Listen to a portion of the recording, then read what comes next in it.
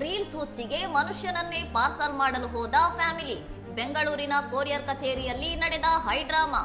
ವಯಾಲಿ ಕಾವಲ್ನ courier ಕಚೇರಿಗೆ ಬಂದ ನಾಲ್ವರು ಬಿಳಿ ಚೀಲದಲ್ಲಿ ತುಂಬಿದ್ದ ವೃದ್ಧನೊಬ್ಬನನ್ನು ಮಂಗಳೂರಿಗೆ ಪಾರ್ಸಲ್ ಮಾಡಬೇಕೆಂದು ಹೇಳಿ ಸಿಬ್ಬಂದಿಯನ್ನು ಬೆಚ್ಚಿ ಬೀಳಿಸಿದ್ದಾರೆ.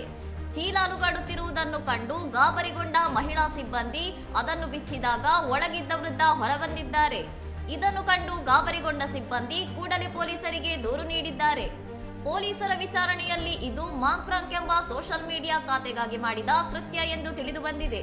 ಹಬ್ಬದ ಸೀಸನ್ನಲ್ಲಿ ಬಸ್ ರಶ್ ಇರುವುದರಿಂದ ಪಾರ್ಸೆಲ್ ಮೂಲಕ ಹೋಗುವ ತಮಾಷೆಯ ವಿಡಿಯೋ ಮಾಡಲು ಈ ಕುಟುಂಬ ಮುಂದಾಗಿತ್ತು. ಈ ಹುಡುಗಾಟಿಕೆಯಿಂದ ಚೀಲದಲ್ಲಿದ್ದ ವ್ಯಕ್ತಿಗೆ ಉಸಿರುಗಟ್ಟಿ ಪ್ರಾಣಾಪಾಯವಾಗಿದ್ದರೆ ಯಾರು ಹೊಣೆ ಎಂದು ಪೊಲೀಸರು ಇಡೀ ಕುಟುಂಬಕ್ಕೆ ತೀವ್ರವಾಗಿ ತರಾಟೆಗೆ ತೆಗೆದುಕೊಂಡು ಬುದ್ಧಿ ಹೇಳಿದ್ದಾರೆ. 5 ಜನ ಸೇರಿ ವಯಲಿ ಕಾವಲಿನ ಕೊರಿಯರ್ ಆಫೀಸ್ನಲ್ಲಿ ನನ್ನ ತಂದೆಯವ್ರನ್ನ ಚೀಲದಲ್ಲಿ ಹಾಕಿ ತಗೊಂಡು ಹೋಗಿ, ಯುಗಾದಿ ಮತ್ತು ರಂಜಾನ್ ಹಬ್ಬ ಪ್ರಯುಕ್ತವಾಗಿ ಎಲ್ಲ ಬಸ್ ರೇಟ್ ಜಾಸ್ತಿ ಆಗಿದೆ ಹಾಗೂ ಸೀಟ್ ಸಿಗ್ತಾ ಇಲ್ಲ ಅನ್ನೋ ಒಂದು ಮೆಸೇಜ್ನ ಕಳಿಸ್ಲಿಕ್ಕಾಗಿ ಒಂದು ಪ್ರ್ಯಾಂಕ್ ಮೂಲಕ ತಿಳಿಸೋಣ ಅಂತ ಮಾಡ್ಲಿಕ್ಕೆ ಹೋದ್ವಿ. ಈ ರೀತಿ ಮಾಡೋ ತಪ್ಪು ಅಂತ ಗೊತ್ತಾಗಿಲ್ಲ ನಮಗೆ.